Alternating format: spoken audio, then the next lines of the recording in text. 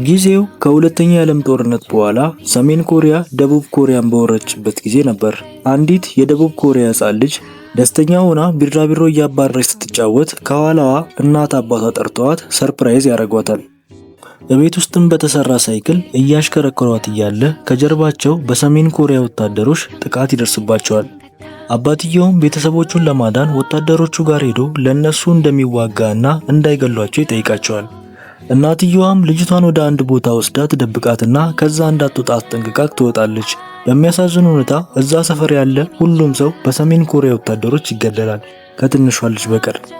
በዚህ በኩል ቱርክ ውስጥ አሊ ጓደኛው ሱሌማንን ከውጪ ሆኖ እንዲወጣ ይጥረዋል።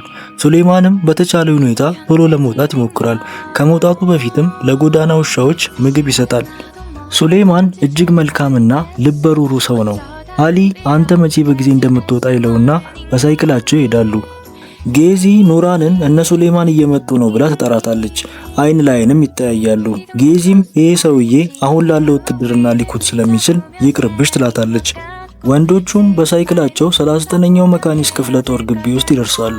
ሱሌማንም በጀነራሉ እስክንድር ይጠራና አሁን ባለው ጦርነት እንደሚላክ ይነግረዋል። የሱ የላቀ ብቃት እንደሚያስፈልጋቸው ይነገራቸዋል።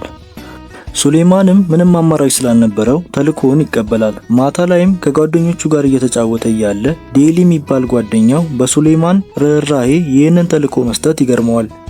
ሱሌማንም ይከፈዋል። ሌላው ጓደኛው አሊም ሱሌማን ከሞሮስ ነው፣ ጦርነት ውጊያ በደሙ ነው ብሎ ያበረታዋል።